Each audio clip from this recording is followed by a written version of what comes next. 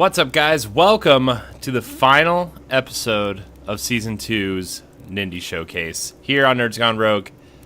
I'm Corey, and joining me, as always, is that retro code, Eddie V. Hello, everybody. Welcome to the season finale of Nindy Showcase here on Nintendo Power Block and NGRradio.com. We are playing, as you can see, Guacamelee 2. Something Yes. Ed and I have been waiting for on Switch for a long time. Yes. So, as soon as I saw it at PAX, I was like, you know what? I'm gonna wait for Switch because they had the PlayStation versions playable there, and it was pretty good. I'm not gonna lie, but yeah. Ed, what are you? So I haven't touched this game yet because I've been waiting for this, but I did play a lot of the first one, and that game was incredibly unique and incredibly difficult in some areas, but like in a good way. It was more of the platform and jumping, like connecting your special moves to get to higher places. That was kind of like but this is the first one was straight a love letter to all things Nintendo. Like, if you look at how they did the Mario Brothers, how they just like put little jokes in the background that was related back to the NES days. And you know, this being can't really say a Metroidvania game, but more of a Metroid game. It does a great job, the first one, it did a great job of being very comedic but very action based. Yeah, So definitely. Sorry, I'm like somehow I'm fighting a boss already. yeah, so you're doing the boss from the first game. Well, is this like the final boss of the first game? Yeah, So this is very Castlevania. 50 of the night. Yeah. Yeah. Which I really wish those games would come to Switch at some point, but doesn't look like it. Definitely with what they did with the Vita, them making the Vita version and making it kind of it's like a poor version of it. Well, it's the Dracula X Chronicles version, which came to PSP and Vita at some point. Yeah. And they redid a lot of the voice work and redid a lot of the translation and stuff, which I get it, but like the bad translation and voice acting was part of its charm, kind of like the original Resident Evil. Yes. You know. And for them to like redo all that stuff, it's just kind of like I get it, but to be fair, I've never played Symphony of the Night though. That's well documented on our show, so. Well, it could be on the NX challenges. It is on Xbox. It is backwards compatible on Xbox. I still don't know. Yeah, I still don't know why this game isn't on. Oh, that game isn't on like a Nintendo platform. I'm surprised they didn't bring the DS and GBA games all in one collection. The reason for DS or now for Switch. Yeah, I wonder if they will at some point. I mean, that's got to be a part of their plan. The more I'm thinking about Switch, the more I'm thinking this is going to be the definitive iterative console, I think. I feel like they want to finally have that handheld. I mean, they finally have the handheld hybrid console that people have kind of been wanting for a while, you know? Yes. And we saw hints of it with the Wii U, but this is like the ultimate console. And if they can just keep like iterating on it, making it like each kind of like what Xbox One X and S are to each other, and eventually Scarlet or Anaconda or whatever they're calling it now, where like each console will be more powerful than the last, but it'll still be able to play, you know, most of the backwards compatible and everything. Yes. Like that's kind of what I'm seeing for Switch now. You know, I mean, we know that They will probably do a revision at some point. It doesn't look like it's going to be anytime soon, though, if we believe Reggie, but, you know. Well, it's funny that we talk about a revision, even though we should be talking about this game. But it's funny about the revision is because everybody know all the chips and stuff, or the hacking thing people did to like kind of hack their Switch and stuff, and there's no way for Nintendo to reverse it. Well, there's been a lot of reports that Nintendo has like kind of got the hackers, where it's like an update or some stuff that's like breaking their system, or they letting them straight just not allowing them to play games at all. So whatever they have on their system, they can't, go forth. And when you can't get updates or you can't do anything with the eShop and stuff like that, that kind of hinders the game progression. Like if you want to play with friends, or you want to do with local multiplayer and stuff, and you can't because Nintendo has blocked you, and you can't really do the update because you'll lose your progress, or you might have a chance of breaking your system. Nintendo's kind of smart, and so it's just like, what do you do now? Do you spend another $300 some getting a new system, or do you take the risk to see what happens? Yeah. I mean, it's weird because DS has always done this, right? And Nintendo's handhelds in general have always done it. Like Game Boy to Game Boy Pocket to Game Boy Color, then the Game Boy Advance and the SP and the Micro, and then you see the DS go through 4 iterations where you have the DS, DS Lite, DSi, and the DSi XL, and then you see the 3D. The 3DS has gone through so many iterations that they eventually took the 3D out, and now you and I both have 2DSs now, but it still plays all the 3DS and DS games. So Nintendo's been working on this iterative thing for a long time, even in the console space. Like the NES got 2 versions, the SNES got 2 versions, right? And those was kind of after those systems were out of their lifespan. Like, it's always Nintendo always redesigns it to get just that a little bit more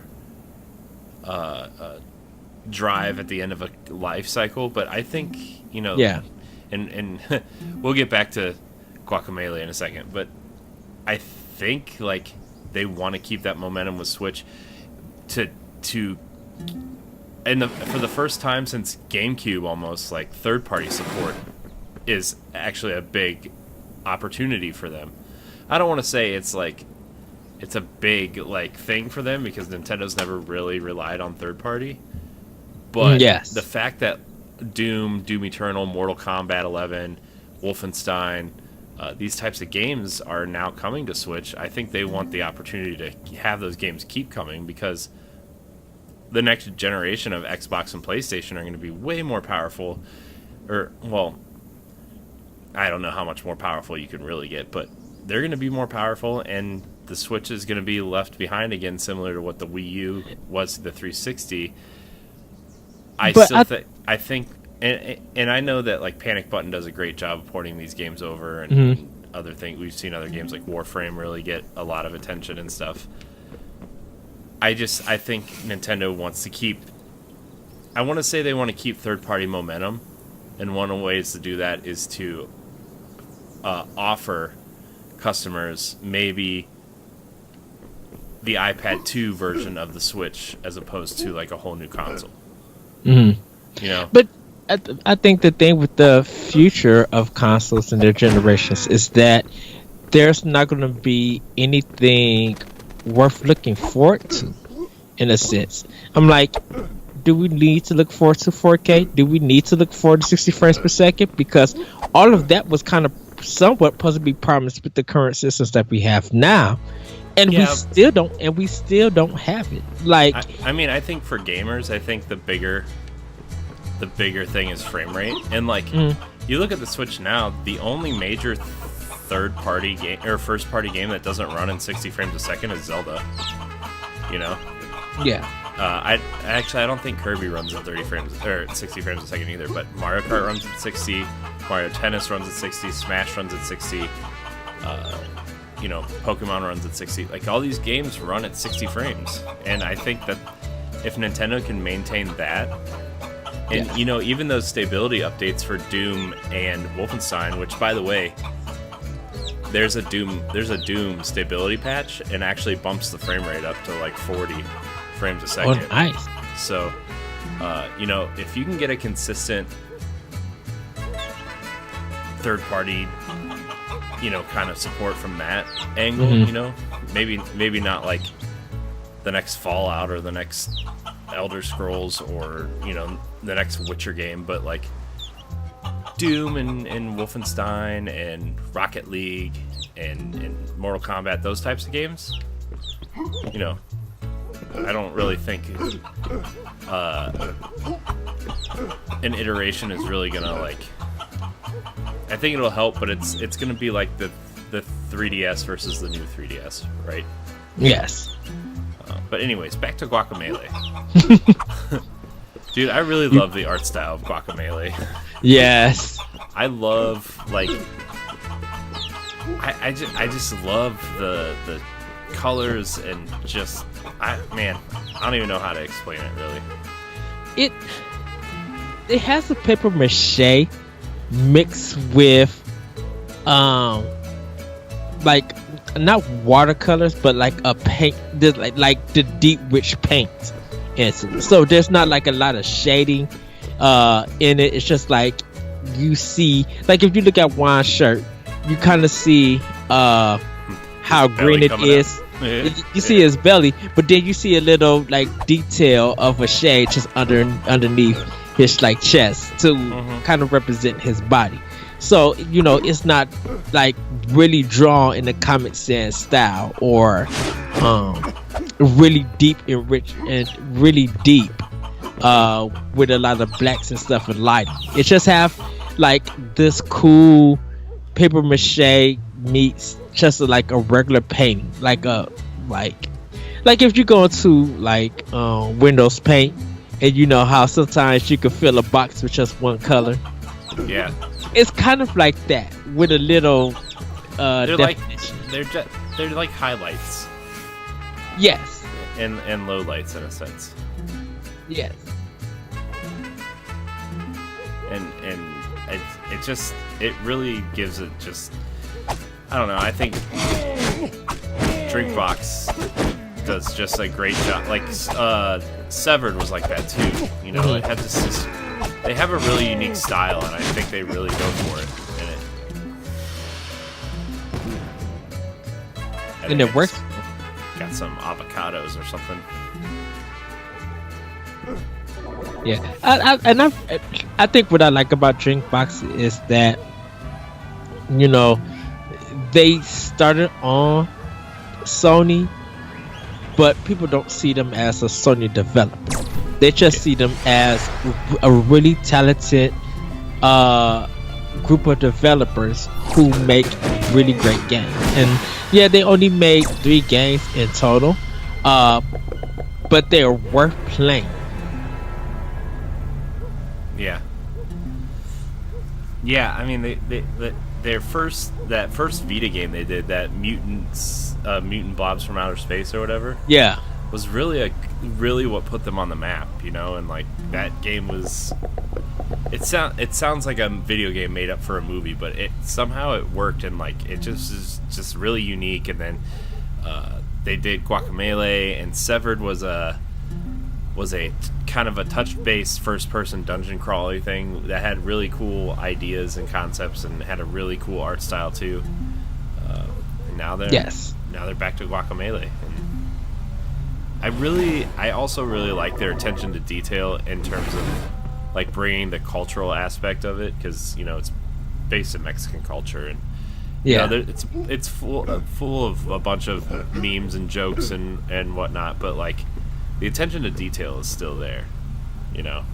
Just, man, it's awesome. All right, I guess I gotta go through the store. Yeah.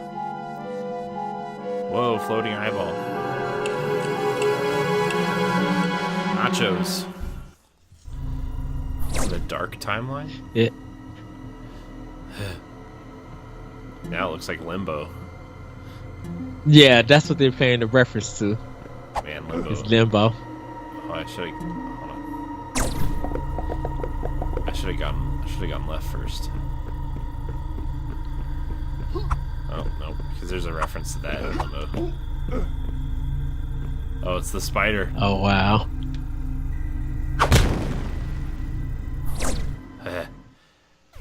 That spider. Oh my gosh, what's this a reference to? Bad dudes? Is that what this is? Yeah, bad hombres. Yeah. Yeah. Triple dragon, double dragon reference. Riviera, city ransom. This is funny.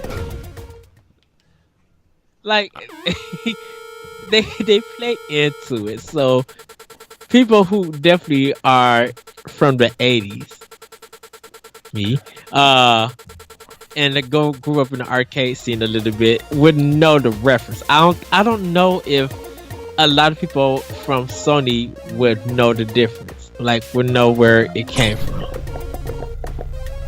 Well, I think people who played arcade games, like, one doesn't necessarily prevent the other from knowing what one is, you know? Yeah, but it's those games are so connected to the arcade scene and connected to I mean, the ports are really connected to, like, a Nintendo audience, but, you know, Nintendo. A lot of people still, like,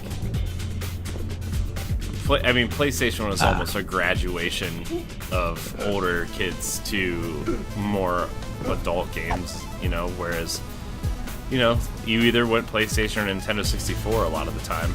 A lot of people didn't really have both. I certainly didn't have both. I did. I never owned a PlayStation 1.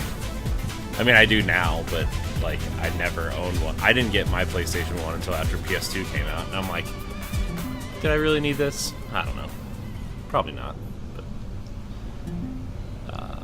But those references are really funny. Regardless. Definitely, those references are definitely aimed at people from our age group, to be sure. Yes.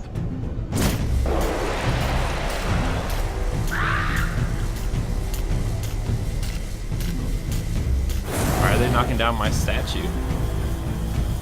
I don't like it. They're telling the story.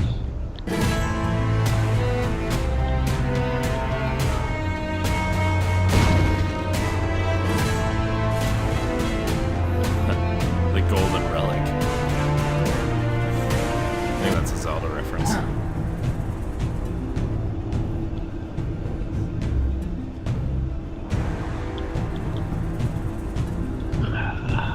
Yeah. I wonder where is Drinkbox gonna go next.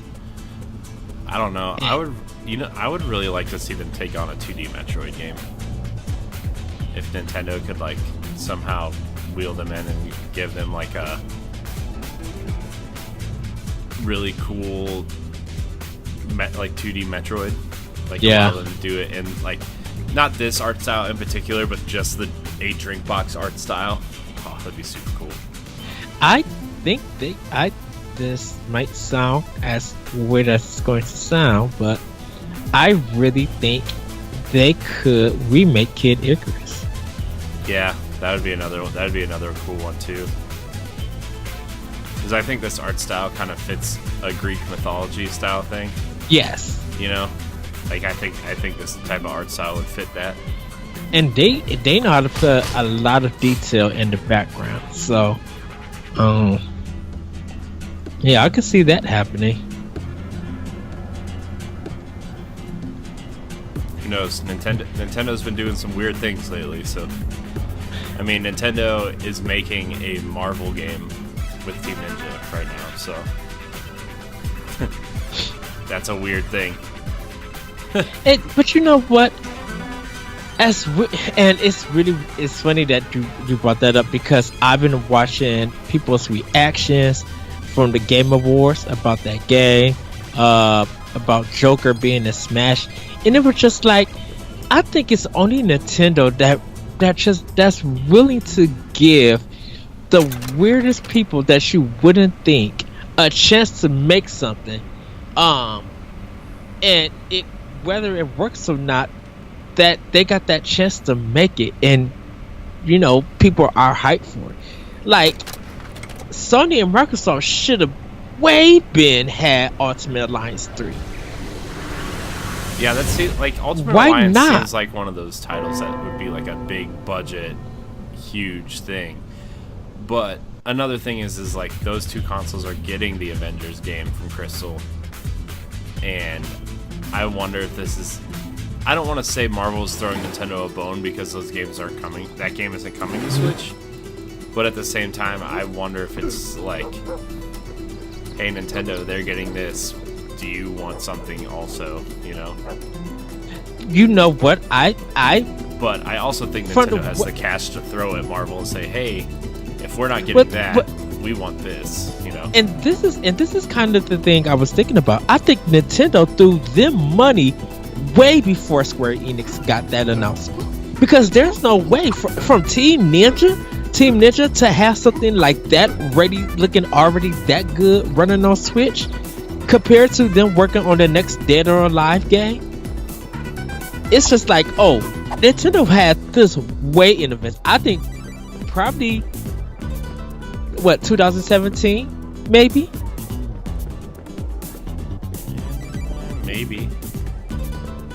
I mean, for them to show a trailer like that out of the blue.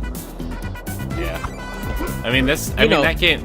I'm just like, for it to be that far along, that game has to have been at least before the Switch was announced. That deal had to have been made. I think I've bet more like 2016. Sorry, I was distracted by the He-Man and Black Panther and Severed kind of posters that I just ran by. Oh wow. Sorry, I was distracted. I was trying to figure out what each one was. But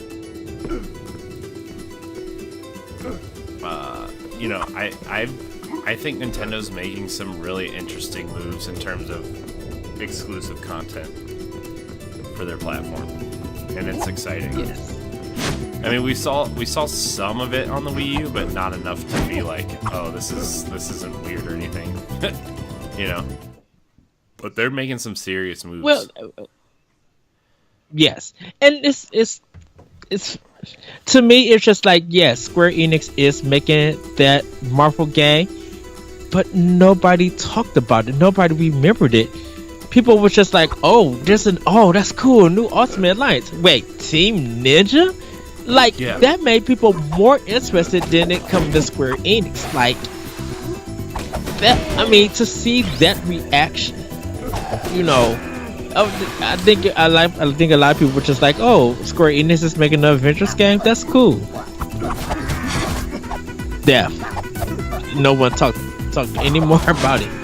Wait, Team Ninja, a company that makes action games that, who pretty much been walking side to side with Nintendo for a lot of their games to be published. Like Team Ninja, I don't think they have published any game. Since I think maybe Super Nintendo. That's the last time they probably published something that's about to sell.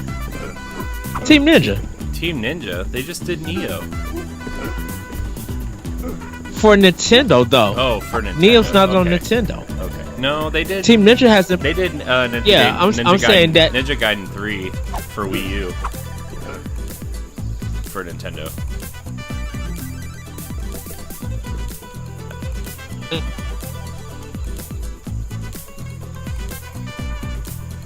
Ed, you there? Yeah. I'm here. Oh, you froze. Oh, sorry. But they did the Razor's Edge kind of. Remember Ninja Gaiden 3 came out for Xbox 360 and PS4 or PS3, and it wasn't very good. So Nintendo funded the Razor's Edge version, which made the game like a ton better. And the Wii U got the Razor's Edge version. Did Nintendo publish it though? Yeah. Okay. Yeah, and see, that's the I thing. have that. Yeah. Yeah, I got it too. And see, and that's the thing. Team Ninja developed it, but they didn't publish it. I think it was. I think what I'm just trying to say is that a lot of games that Team Ninja have recently brought out for Nintendo has published it, and not Team Ninja themselves or Namco Bandai, Koei Tecmo, I should say. Yeah. So I mean, I kind of had like. I know this probably isn't their A team because their A team's working on Neo 2 right now. But it does give me hope that, like, look, they know how to make really solid action games, right? And Ninja Gaiden and Neo. They know how to do the loot-based stuff with Neo, right? And I wonder if it's going to be a little bit... I wouldn't be surprised if this game was different than the first two games, right? I wonder if this... wow, these transformation animations are just really funny.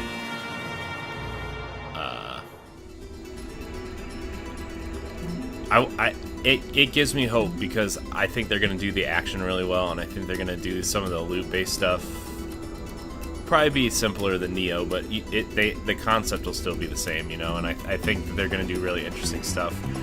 I don't know if it's going to be isometric like the first two games. I don't know if it's going to be kind of dungeon crawly like the first two games, but I'm expecting a really solid action RPG light game from them. You know, I'm hoping it has a more of an arcade feel. Like you have a jump button, you have like a special ability. But I would love to see them continue to light and hard punch. You know, kind of like continue. You can mix up your attacks instead of just playing one, pressing like one button and stuff. Yeah. I kind of want that like DMC kind of feel where like there's a heavy and a light attack, and then maybe some special attacks after you finish the meter or whatever. And I really hope there's a big kind of selection of characters, you know, and it looks like there's gonna be, but there's some characters I did notice were missing in that trailer, but I do feel like that there's gonna be a lot of cool characters in that game. Yes. But yeah, I really can't wait this year to see what they're gonna bring. I'm looking forward to whenever, probably by the time you guys see this, there might have been a Nintendo Direct, so keep that in mind. You probably can see our prediction episode on Nintendo Power Block for 2019. Cause man, shoot, I've literally been plotting stuff out. By the time you guys see this, you guys will hear my list. But I know what I can expect for 2019 for the beginning half. But I think nothing comes higher than Daemon X Machina for me. Yeah, I'm still really mad that they canceled my pre-order, but that's a story for a different day. Yeah. But Ed, we are hitting that half-hour mark of our episode and the final episode of Ninja Showcase. Ed, any final thoughts on Guacamelee and Guacamelee 2 before we get out of here? I know we didn't really talk a lot about it, but we get on these tangents, man. You know how it goes. Yes. our mini I should say. Yes, everybody go pick up this game, and also pick up Guacamelee 1. It's such a blast to play. Artwork is beautiful, combat is fun, and you guys would thoroughly enjoy. Hopefully you guys enjoyed all 8 games that we presented to you guys. Hopefully some of them were your Game of the Year nominations, or actually a personal Game of the Year, or just one of your favorites. And maybe you guys went out and got a physical. Maybe they announced it. Hopefully for season 3, we have to have Shovel Knight 3, Shovel Knight, the collection. Like, oh yeah. Oh, we're gonna have to do. All right, yeah. I mean, they have that new like kind of Smash mode. Yes. Showdown mode. We're gonna have to do that. We're gonna have to play King of Cards. We're gonna have to do a lot there. I'm not gonna lie. We might have to like break Shovel Knight down. Yeah, but I would love to just do like, hey, here's Shovel Knight in its entirety. Maybe we could do that. Maybe we can make that like almost like a weekly series at some point. Yes. Like when that version comes out, and just be like, look, we love Shovel Knight. We know there's something else coming after the Kickstarter goals are met. You know what I think is gonna happen? To be honest with you. Yes. What's gonna happen? I bet when they release that final update, the day they release it, they're gonna tease their next project.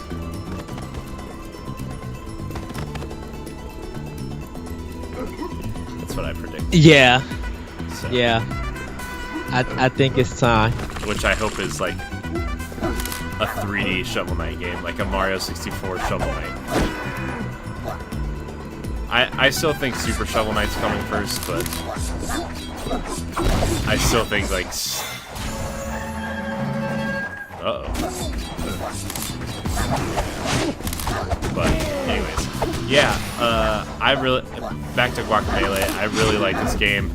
If you like action platformers or Metroid style games in general, like this is the game you should be playing to hold yourself over until the new 2D Metroid game comes out.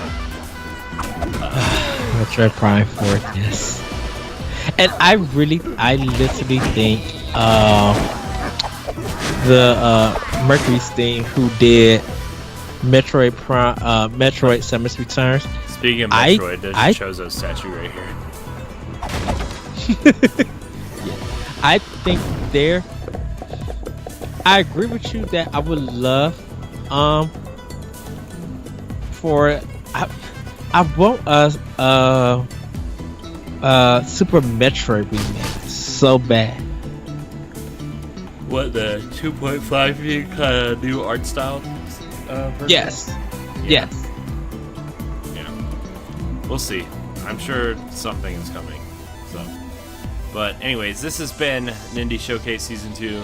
Check out not only these 8 games, but the previous 8 games we did for Season 1, showing off the games that we really like that maybe don't get a lot of love, or you know, a lot of our audience knows about the indie stuff, but people who are just finding us or just maybe just want to find something to play on their Switch, these are the games that we think deserve a lot of love and attention. So check them all out. There's now 16 episodes in our Indie Showcase. What's happening? Oh, there we go. I was like, why won't I jump? There's now 16 episodes, so check them all out. They're all the indie games that we've shown are stellar in their own rights.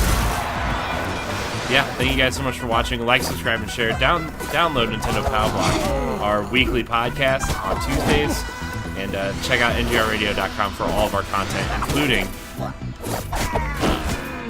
new shows such as NG Arcade from Ed and CubeTube for me, and some Let's Plays in general. Check out all of our shows. Nerds Gone Platinum, Arsenal X, Nerds Gone Rogue, and of course Nintendo Power Block. Like, subscribe, and share. And until next time, keep on playing. Bye, everybody.